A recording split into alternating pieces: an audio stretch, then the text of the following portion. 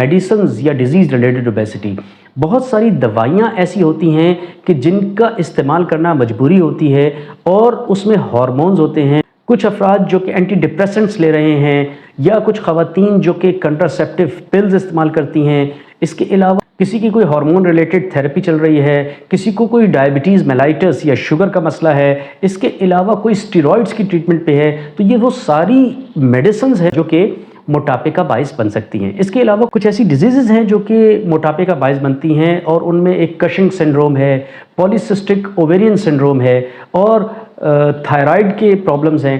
ये तमाम वो कंडीशंस और वो टाइप्स हैं जो कि मोटापे की डिफरेंट हो सकती हैं।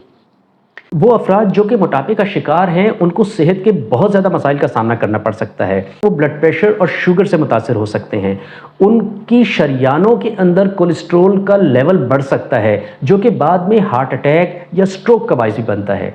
जो मोटे अफराद होते हैं उनके अंदर पित्ते की पथरी बहुत कॉमन है।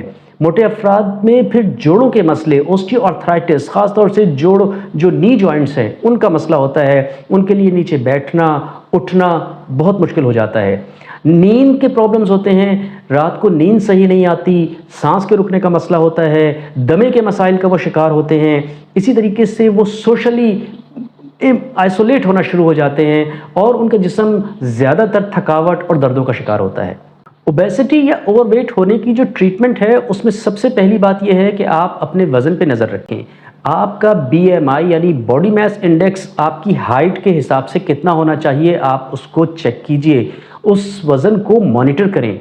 अपनी खुराक को कम कीजिए, ओवर ईटिंग से परहेज़ करें और अपने खुराक के अंदर अनहेल्दी फूड, ख़ास तौर से जो जंक फूड है, शुगर और मीठे का ज़्यादा इस्तेमाल है, चर्बी और चिकनाई वाली चीज़ों का ज़्यादा इस्तेमाल है, उससे परहेज़ करें। फिज़िकली एक्टिव ज़िंदगी गुजारने की कोशिश करें। ज़्यादा से ज़्यादा exercise, walk, running, cycling, swimming या स्पोर्ट्स एक्टिविटी करें। रिकमेंडेड ये है कि एक शख्स को हर रोज़ तकरीबन 30 मिनट फिज़िकल एक्टिविटी ज़रूर करनी चाहिए। अपनी एंग्जाइटी और स्ट्रेस को पहचानें और उसको कंट्रोल करने की, उसका इलाज करने की कोशिश कीजिए।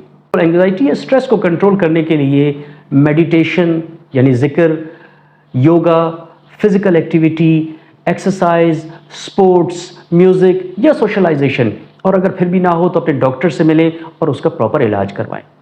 प्रॉपर नींद का एहतमाम करें। एक दफ़ा जब आप अपने वेट को कम करते हैं तो बेहतर है कि उसके बाद उसको सस्टेन रखा जाए, उसको कंट्रोल रखा जाए। उसको दोबारा बढ़ने से रोकने के लिए अपने हेल्दी लाइफस्टाइल, अपनी डाइट के ऊपर अमल जारी रखें और अपने उन वीक पॉइंट्स को जो कि आपके वेट गेन की तरफ आपको लेके गए, उनको कंट्रोल करने की कमिटमेंट के ऊपर पाबंद रहें। BMI क्या होता है और उसको कैसे कैलकुलेट करते हैं और स्ट्रेस मैनेजमेंट किस तरीके से करनी चाहिए, लिंक मेरी डिस्क्रिप्शन में मौजूद है, ज़रूर देखिएगा। बहुत शुक्रिया।